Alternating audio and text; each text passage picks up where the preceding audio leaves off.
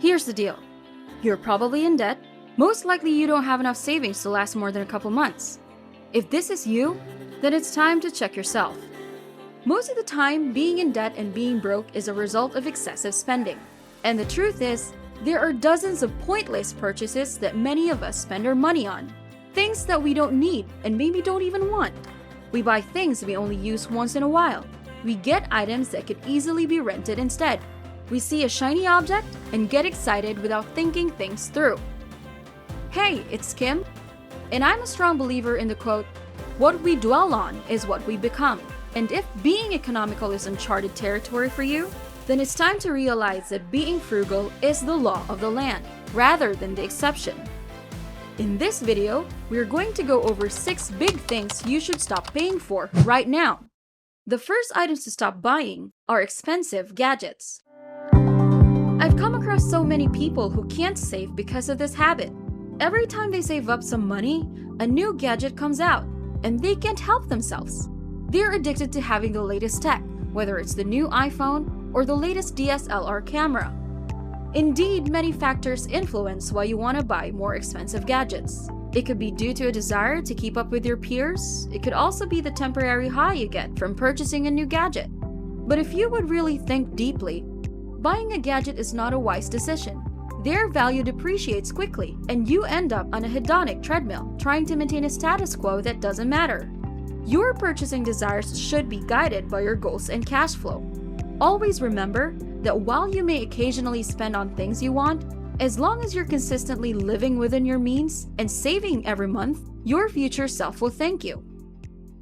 Second on our list is fast fashion. Did you know that humans now consume 400% more clothing than they did 20 years ago? The average American produces 82 pounds of textile waste per year.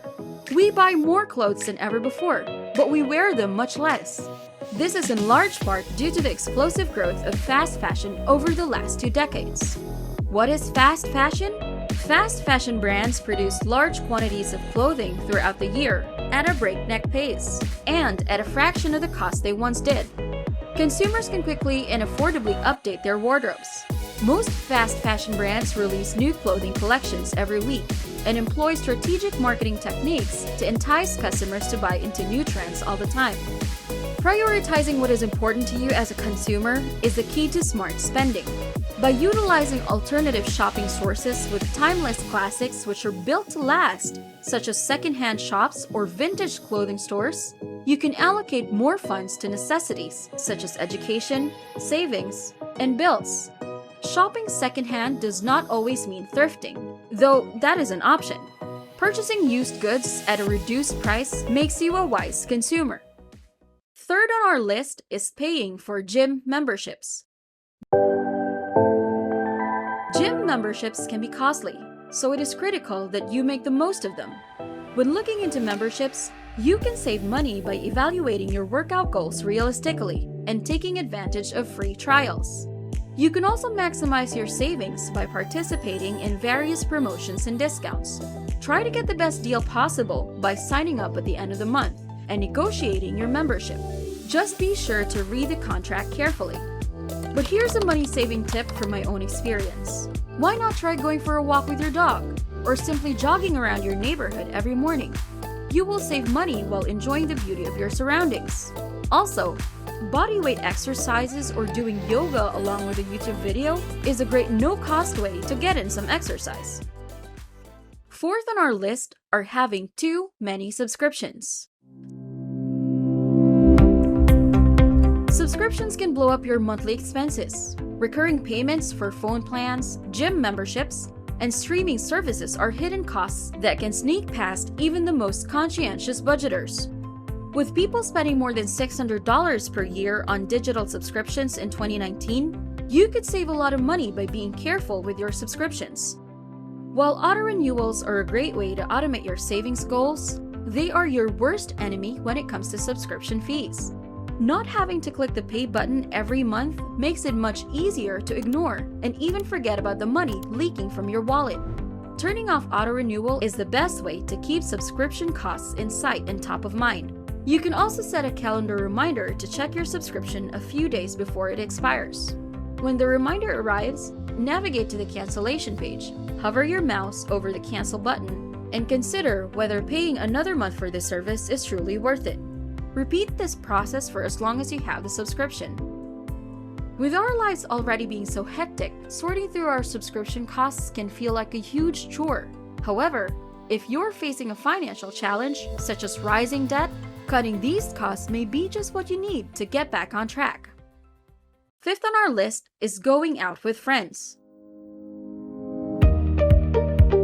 While true friends are worth your time, it is often the case that the quote-unquote friends you may go out for drinks or dinner with are not those with whom you have a deep connection.